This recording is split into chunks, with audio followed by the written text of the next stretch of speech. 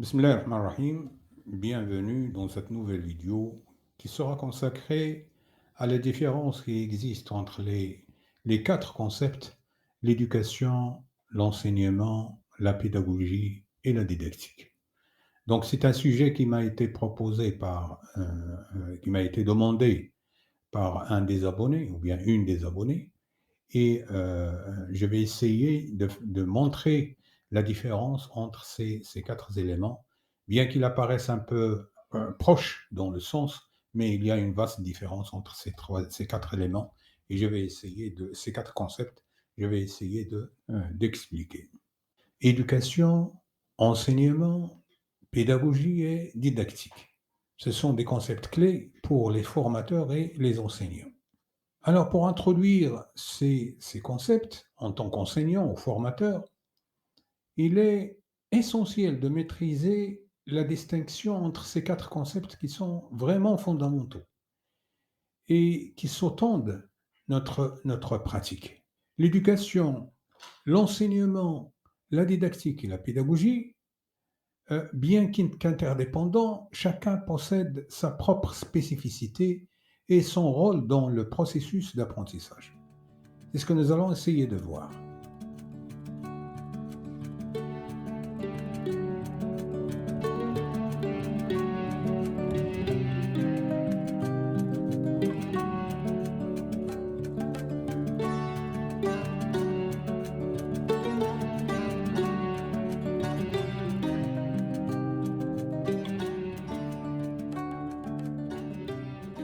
Alors, on va commencer par le premier concept, c'est l'éducation. C'est le vaste horizon du développement humain. Alors, lorsqu'on parle d'éducation, c'est le concept le plus englobant, le plus global, si vous voulez. Il désigne l'ensemble des processus par lesquels un individu acquiert des connaissances, des compétences, des valeurs, des attitudes et des comportements tout au long de sa vie, depuis sa naissance jusqu'à la mort. Donc, il ne se limite pas aux institutions scolaires, mais englobe également l'influence de la famille, l'influence des pairs, l'influence des médias et l'influence de la société en général. L'objectif principal de l'éducation, c'est le développement global de la personne, l'intégration sociale et l'épanouissement individuel. Sa portée elle est vaste et holistique. Il vise à former des citoyens autonomes, responsables et éclairés, capables de s'adapter et de contribuer à la société. Si on prend un exemple, si on dit par exemple apprendre à vivre en société, développer son esprit critique, acquérir des valeurs morales, maîtriser sa langue maternelle, mais aussi les apprentissages informels du quotidien. Là, nous sommes au niveau de l'éducation. Et ceci, on va l'apprendre, que ce soit à l'école, on va l'apprendre à la famille, dans la famille, on va l'apprendre dans la rue, on va l'apprendre par les mass médias, on va l'apprendre dans la société, donc on va l'apprendre partout. Donc il n'est pas désigné l'éducation n'est pas, si vous voulez, la tâche assignée seulement à une institution sans une autre. Lorsqu'on parle de l'enseignement, c'est la transmission structurée des savoirs. Transmission structurée du savoir. C'est-à-dire que l'enseignement est une facette spécifique de l'éducation qui est centrée sur la transmission intentionnelle. Et je souligne sur le mot intentionnel et je souligne le mot organisé de quoi des connaissances et des compétences. Donc c'est un processus qui est, si vous voulez, réfléchi réfléchi, il est intentionnel, il est organisé. Donc, pourquoi? Pour transmettre des compétences. Donc, l'enseignement, c'est une facette spécifique de l'éducation. Il est centré sur la transmission intentionnelle et organisée des connaissances et de compétences. De connaissances et de compétences. Il se déroule généralement dans un cadre institutionnel. Donc ça, ce soit dans l'école, ça peut être dans l'école, ça peut être dans l'université, ça peut être dans les centres de formation. Donc, il implique une relation entre un enseignant et des apprenants. L'objectif principal, c'est transmettre un savoir-faire ou un savoir-être précis, bien déterminé, bien réfléchi. Et sa portée, il est plus circonscrite que l'éducation. C'est-à-dire, il est un peu plus serré que l'éducation. Il se focalise sur des contenus disciplinaires ou thématiques spécifiques.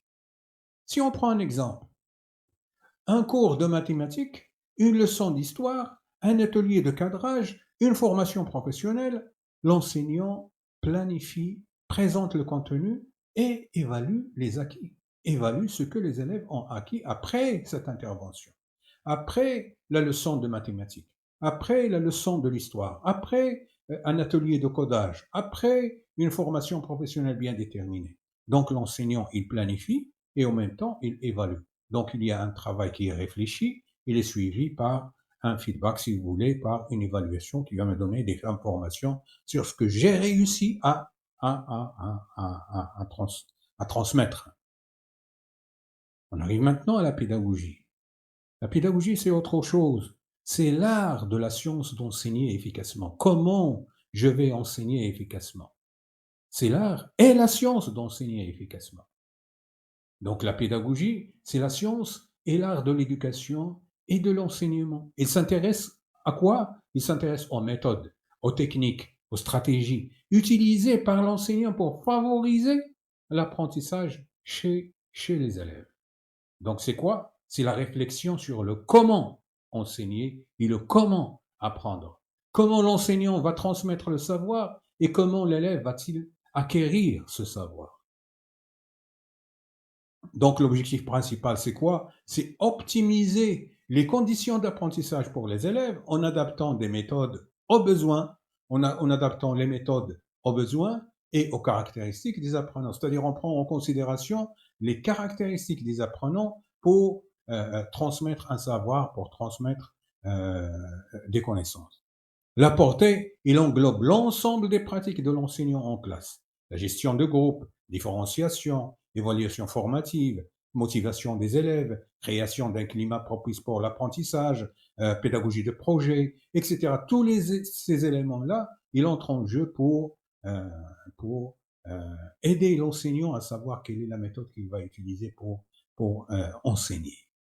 Si on prend un exemple, l'utilisation de jeux de rôle pour rendre un concept abstrait plus concret, par exemple la mise en place de travaux de groupe, par exemple l'approche par projet, l'individualisation de l'enseignement, la gestion des comportements perturbateurs, etc. Donc ce sont des techniques, si vous voulez, des pédagogies, des moyens qui permettent à l'enseignant d'atteindre ses objectifs.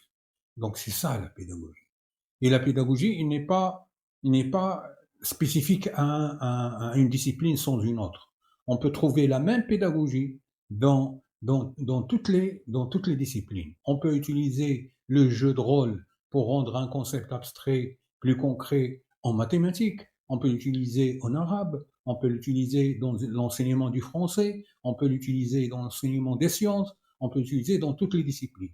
Ça veut dire qu'il n'est pas spécifique à une discipline sans une autre. On arrive maintenant à la didactique. La didactique, si vous voulez, c'est l'ingénierie des savoirs à enseigner. C'est la discipline qui étudie les conditions et les processus de transmission et d'acquisition des connaissances dans une discipline donnée. Là, on parle de la didactique des mathématiques, on parle de la didactique du français, on parle de la didactique des sciences, on parle de la didactique de l'histoire, de la géographie, etc. Donc là, lorsqu'on parle de didactique, on parle dans une discipline bien déterminée. Donc, il s'intéresse au quoi enseigner et comment adapter un savoir savant pour qu'il soit enseignable, pour qu'il soit adapté au niveau des élèves. C'est-à-dire comment enseigner. Donc l'objectif principal, c'est quoi? C'est analyser et transformer un savoir qui est au début scientifique, qui est général, ou qui est technique, à un savoir enseignable, un savoir adapté au niveau et aux capacités des élèves. La portée, c'est quoi? C'est la portée, elle est spécifique à une discipline, didactique des mathématiques, du français, des sciences. Il se penche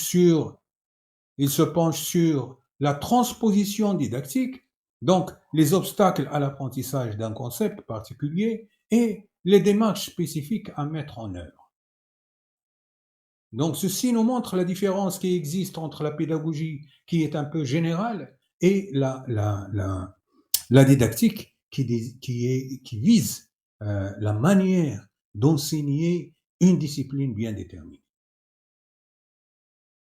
Exemple, comment aborder la notion de fraction en CM2? Comment enseigner les nombres dans les classes premières, en première année ou bien en deuxième année du primaire? Quelle erreur récurrente que les élèves font en conjugaison? Comment y remédier? Quelle progression adopter pour enseigner la programmation, par exemple l'informatique, pour les niveaux supérieurs?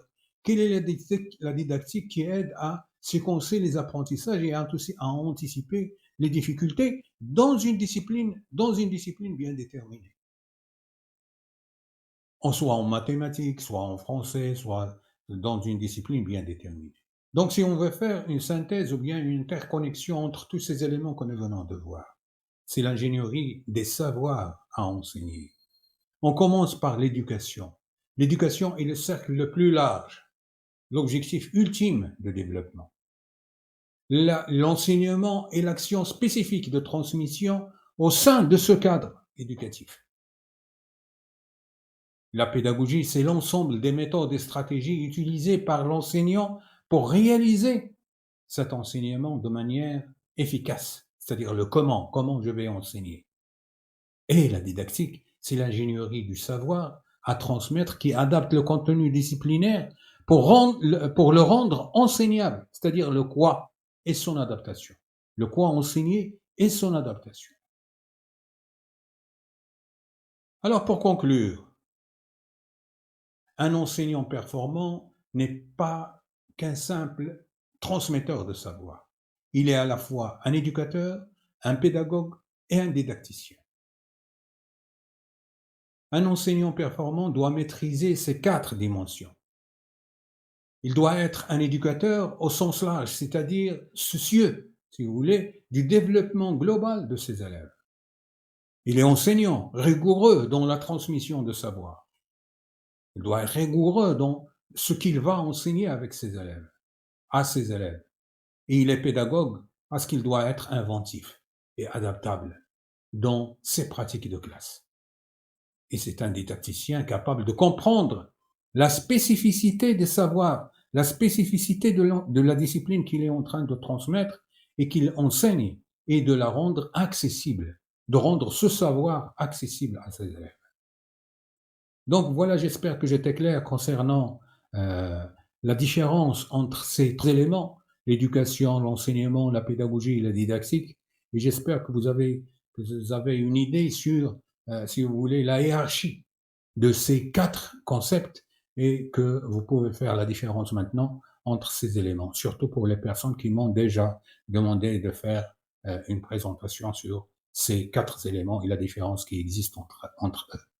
Donc, j'espère que j'étais clair et simple comme d'habitude.